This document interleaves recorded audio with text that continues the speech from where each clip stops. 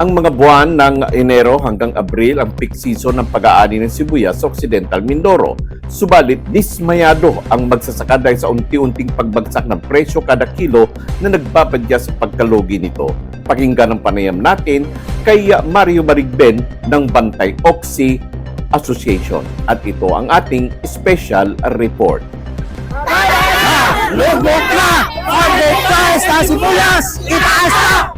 So, bakit po kayo nagkakaroon ng tila yata paghahayag ng inyong mga damdamin tungkol dito sa sinasabi sapat na panahon para sa makatarungang presyo? Tama na, lugmok na ang farm gate price ng sibuyas, itaas na, no to importation, at marami pang iba kayong nababanggit. Bakit po? Saan po ito nagugat? Alam po ninyo, ang lahat ng ito ay nangyayari sa ngayon dahil sa nagkakaproblema na naman kami mga magsasaka. Lalo na sa mga nagtatem ng sibuyas. Kasi kung inyong mababalitaan, putok ngayon na ang presyo ng sibuyas ay bagsak. Kaya kami po ng mga magsasaka ay nagtitipon, nagkakaisa upang ihayag ang aming damdamin na sana naman ay mapakinggan kami sapagkat sa pagsasaka talaga nakasalalay ang ekonomiya ng ating probinsya at ng ating bayang San Jose. Okay, bakit nabanggit po ninyo na bagsak presyo? Bumaba po masyadong presyo. Magkano po? Ang aming balita ay may mga 30, 35, ganyan. Saan nyo po ito nabalitaan? Ay sa mga mismong farmers na nagbebenta na. May karanasan sila kaya sa kanila kami naniniwala. Dahil sila ang nagbenta, sila ang nakaranas ng ganyan. Sa makatuwid ay marami nakarating sa inyo na ang presyo ngayon ay umaabot lamang ng 30 pesos kada kilo. Ano po? So, dapat ba magkano ang presyo ng isang kilo? Sa amin po sabi nga namin wag na lang sana namang bumaba ng 50 man lang 50 pesos. Minimum sana po yun. 50 pesos per kilo. Minimum na sana. Ngayon, kung mayroon pang pagkakataon at pwede pa namang itaas ng konti para naman ang kita ng mga magsasaka madagdagan naman.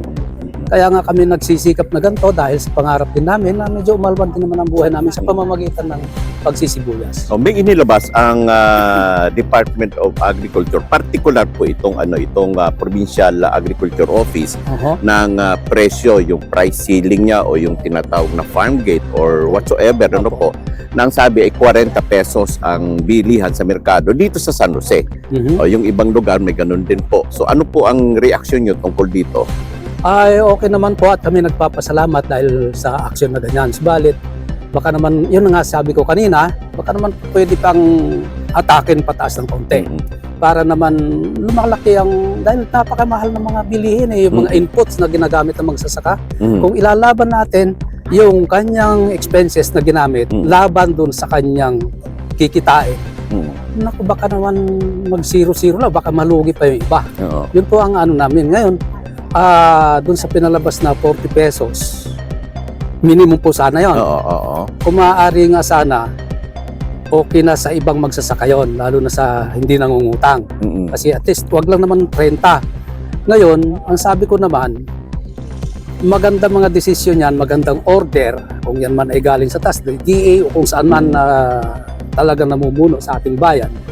Sana matiyak lang, mayroon naka-built-in na check. Paano mo matitiyak na susundin ng mga mamimili ng sibuyas yung 40 pesos? May ginawa po ang Department of Agriculture para matugunan po yung problema po ng mga magsasaka partikular dito sa sibuyas. Ano po? At nabanggit nga na yung importasyon ay kanilang pipigilan at hayaan muna itong inyong mga produkto ang siyang kunin. Lokalidad, sa lokalidad natin. Ano po? So ano po ang reaction niyo po nito? Meron bang katotohanan nito para sa inyo? Madali lang pong sabihin yun Para sa akin, madaling sabihin. Yun nga sinasabi ko, paano matitiyak na mapipigilan yung pagbuhos ng imported na sibuyas sa palengke? Ang tingin ko nga po, parang may sabotahe dyan Kasi bakit nagkakataon na lumalabas ang mga imported na sibuyas sa panahon kung saan mag-aani? Okay. Narinig natin from the Secretary himself na ang sabi niya, Secretary Chu Laurel. Chu Laurel. Mababasa natin at naririnig. Ang sabi niya, wala nang permit for importation from January. Okay. maganda yon na balita. Pero ang tanong ko, yung imported bago mangyari, bago dumating ang January, kailan nila ilalabas? Yun po yun talaga ang sitwasyon, yun ang totoo Kaya ang sabi ko kanina, not unless na isa ang tatlong sektor, tripartite, the government, kaming mga magsasaka, at ang mga industry. Kung yung tatlong yan ay mag-uusap, magkakaroon ng ugnayan sa isa't isa. Sa tingin ko, magkakaroon ng magandang kinabukasan ng pagsasaka. Sa mga tuwid, wala pa rin katotohanan yung nababanggit ni Presidente Bongbong Marcos na ito'y magkakaroon na ng maayos na kalakalan pagdating sa sibuyas. Yun po ang inaasahan sana namin. Maganda, may order na ganon. Ang problema po sa implementasyon, ano ang safety net? Ano ang naka-integrate at naka-kabit doon sa order na yon para matiyak na yung order na yan, na utos na yan, ay matupad on the ground. Yun po ang aming inaasahan dyan Kasi kami magsasaka, siyempre, nakapokus lang kami sa production sa pagbubungkal, pagtatanim Ngayon, ang inintay namin is yung mag-work out talaga na mekanismo kung paano talaga matupad yung mga orders na yun. Alam ko naman, magaganda mga batas natin. Wala namang batas na ginawa para mapasama tayo Ang problema dyan is napapaikutan at naiikot na mamanipula ng mga tao na dapat mag-implement. Sa mga tuwid, yung nababanggit yung namamanipula na mga tao na dapat mag-implement, ito yung mga tauhan na nasa loob ng departamento mismo ng agriculture. Hindi po naman tinutukoy namin ganun lang. Kasi ang market channel ho natin ay maraming involved dyan Apo. Agencies, institutions, individuals. Sila ho ang nag-ano niyan ang nagiging dahilan kung bakit nagkakaroon ng ganyang problema sa market So, not unless na magkaroon ho ng matibay na ordinansa o para silang lahat ay magtrabaho ayon sa kagustuhan at sa layunin ng batas na ibinigay. Kung hindi ho yun matitiyak, walang mangyayari sa kahit anong sigaw natin. Wala ba tayong batas na umiiral para proteksyonan ang ating mga magsisibuyas? Yun po ang hinahanap namin. Tingin ko hindi kasama talaga sa legislated na mga batas ang mga rulings, mga policies, or mga ordinansa patungkol sa sibuyas Ay titingnan natin, ang Mindoro, ito na talagang inaasahan ng farmers. Ay value crop ito Therefore, dapat may naka-embed dyan na mga resolution, mga batas, etc. para protektahan itong sektor na ito. Sinasabi ko noon pa, 70% or more ng population ng Mindoro ang inaasahan sa kanilang kabuhayan agrikultura. Para ma-establish lang po natin simula sa pagtatanim hanggang sa kailan ba ito nagsisimula magtanim? Mayroon nung nagtatanim mga December, mayroon nga palusot November. November. Tapos ang anihan niyan ay ito na. Ngayon. Itong panahon na ito na Marso. Marso hanggang Abril yan, nakasagsagan talaga yan. Talagang kasagsagan yan. Ngayon, magkano ang ginagastos ng isang farmer sa isang lata? Nako Sa ngayon ngayon. Sa akin po, ito sa experience ko kasi medyo iniigot ko yan, hindi ako masyadong sa mga commercial na inputs. 25,000 po. 25. At least 25. 25 per lata. O sige, di gawin natin 25 to 30 kasi meron tayong mga tinatawag na yung biglang may pangsuporta, meron tayong ganun. So, kung 30, so sa mga trade, sa 10 lata, na isang hektarya, aabot ng 300. So 300,000 ang gagastusin ng isang farmers para doon. So tapos ngayon, kapag bibinin lamang ang sa 30, sa 30 magkano po ang break even lang nun. Or even. malulugi pa. Malulugi. Diba? Yung mga miscellaneous expenses mo na hindi na isama dun sa talagang listahan mo ng expenses mo, wala na yun. Paano nga rin diba? yung malulugi talaga. Lugi. Yun ang pinupunto natin. Malulugi at the same time pati yung yung pinagpawisan ay wala na. Ay sa economics kahit na sarili mong lupa yan, kahit na sarili mong negosyo yan, yung oras mo na ginamit doon dapat may value yan. Oras. Di ba? Tama. May oras talaga, may halaga talaga lahat yan. Kaya kasi may kasabihan tayo, time is precious. Precious. Precious. Kung mahalaga. pipresyohan natin yung pag ng farmer doon sa bukid niya, magkano bang isang araw sa arawan na yun sa bukid? Di 300 isang araw. Urasan mo bayaran mo yung oras niya at isama doon sa expenses. Talagang matatalo. Okay, so kung ganon, dapat magkano ang talagang presyo natin. Balikan ko na yung binanggit ninyo na dapat sana hinihiling nyo 50. Oo, wag Pero na sa ano. nangyari na ito, di ba? Opo, Kailan ba naman yun? No? Parang 3 taon na nakalilipas. Nangyari naman. Parang nangyari na 50 pesos ang Yung iba, mas mataas pa. mas mataas pa. Opo. So, ano sa tingin nyo ngayon na dapat gawin ng mungkahin ninyo na gawin ng ating gobyerno dahil nangyari na, naging 50 pesos ito, tapos lately, bumaba na Yun po ang bumaba. magandang Okay. tanong dyan. Oo, Sa akin, isa ano lang po? naman, simple lang naman yung aking suggestion dyan para matiyak na masusunod itong mga sinasabi ng gobyerno, minimum at saka ceiling price niya. Mm. Sana mayroong kakabit yan. Halimbawa, in case na hindi sumunod yung buyer o yung ahente doon sa presyong itinalaga ng gobyerno, mayroon ba itong kasamang kung ano man yan, penalty or ano mang ano dyan sa mga buyers na? Yun po ang wala Saka plus, yung sabi ko, dapat mayroong regular na monitoring. Parang sa ibang produkto rin, di ba? Sasabihin, ito ang yung SRP, Suggested Retail Price. Mayroon talagang agency na nagmo-monitor dyan kung paano, kung natutupad talaga yung SRP na sinuggest na yon.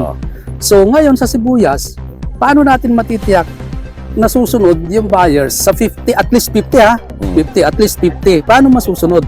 Mayroon bang doon sa order na yun, mayroon bang nakasama na dapat ito marketing nito ay monitor ni ganitong agency? Wala po tingin kong ganun Kaya ito mga ganito mga order, tinatawanan lang ng mga ano yan Yung mga buyers na yan, paiikot-ikutin lang nila yan Sa mga tweet, dapat meron din partisipasyon ang local government. Yo po. Local government, provincial governments. Magkaroon silang strict rules. Sana po. Ganon. Kaya yun yung sinasabi ko kanina. Batas, ano po? Na tripartite dapat. Pwedeng from the sector ng farmers group, doon sa sector ng industry, doon sa sector ng government, especially local government units. Dapat ho yan may usapan at pwedeng bawat isa sa kanila ay deputize yan to monitor yung kalakaran, yung takbo ng marketing.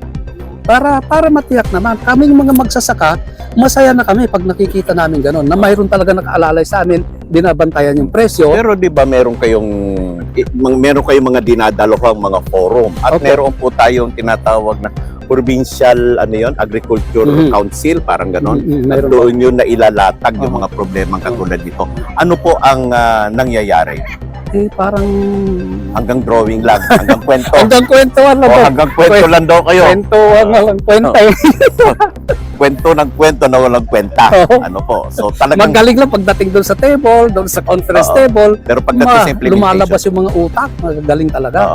Pero pag sa ground na, sa implementation, hindi kaya mayroon ditong partikular na partisipasyon ng itong mga tinatawag nating mga middleman, itong mga ahente, mga ganyan. Kasama po yan parang may lumalabas na parang kinokontrol nila yung price. Totoo po ba yun?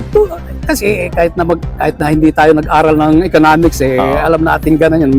Mayroong law talaga na supply of demand, supply and demand, di po ba? Kung mataas ang supply, bababa ang demand, of course, bagsak ang presyo niyan.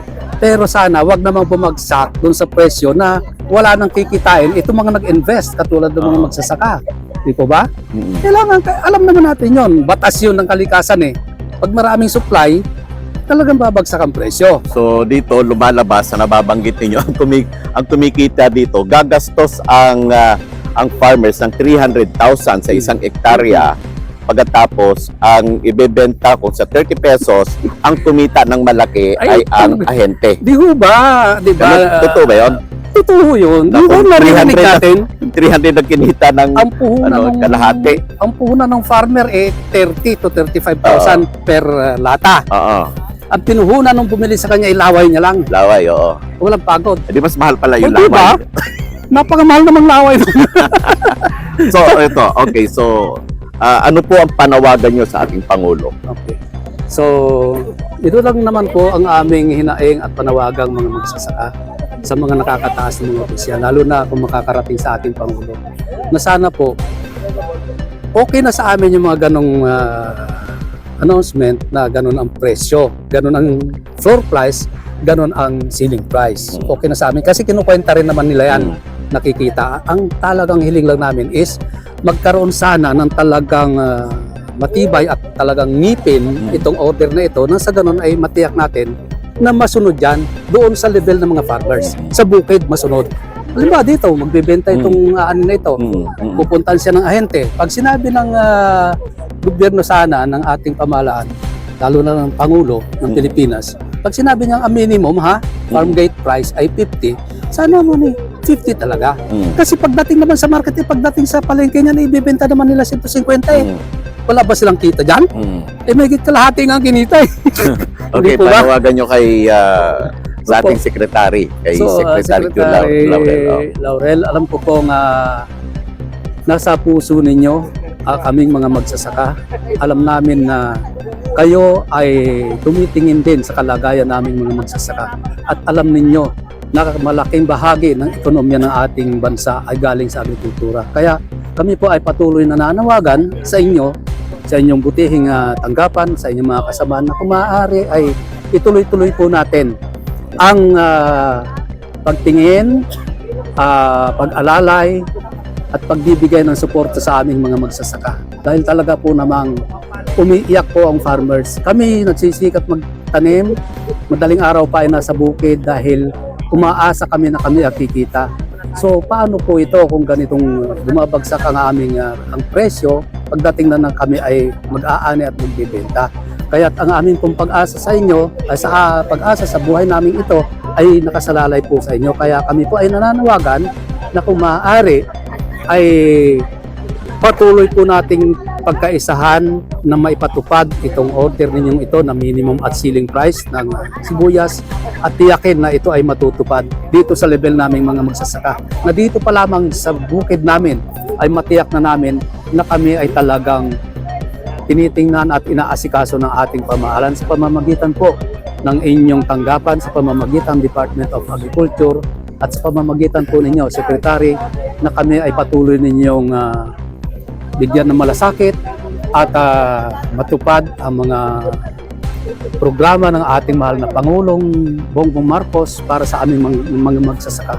Alam po namin, wala namang order, wala namang batas na nagagawa na makakasama sa tao. Ang nangyayari lang po kaya nagiging masama sa totoong buhay ay sapagkat hindi nagiging maayos ang implementasyon. Kaya po, sa tulong ninyo, kami ay umaasa na itong mga bagay na ito, yung sinasabing dapat na maging presyo ng sibuyas ay masunod. Yun lamang po ang aming pakiusap. Hindi po kami humihiling na mataas. Ang aming nang masyado mataas. Ang aming lang hinihiling ay sana ay yung patas na kami naman ay kumita sa aming pagpapagod, sa aming pagpapagal, sa aming hirap sa buhay na ito, ay kumita naman kami kahit paano. Justified ba yun? Yung bang very reasonable na mananalo yung mga traders, mananalo din ng farmers. Nang sa ganon, lahat ng sektor po ng ating lipunan ay maging masaya. Ang mga consumers, siyempre, kung kontrolado po natin ang presyo, ang consumers, masaya rin yan dahil dapat lang yung iprenesyo doon sa kanyang bibilhin ay yun po ang nararapat na presyo. Ngayon, para matiyak po na lahat ay parehong maging masaya sa larangang ito, ay yun po ang aming kahilingan. Kung maaari ay bigyan po natin ng pansin kung paano po ito maipatupad ng totoong-totoo at dapat sa ating bayan. Maraming salamat po. Lugmok na! Farmgate price na sibuyas! Itaas na! Manatili pong nakasubaybay at tumutok para po sa mahalagang impormasyon at komprehensibong mga balita sa atin pong RMN News Nationwide, sa atin pong YouTube channel na Radyo Man Marcelo Raro, at dito po sa ating FB page. At ito ang inyong lingkod sa pagbabalita, Marraro po, at your service.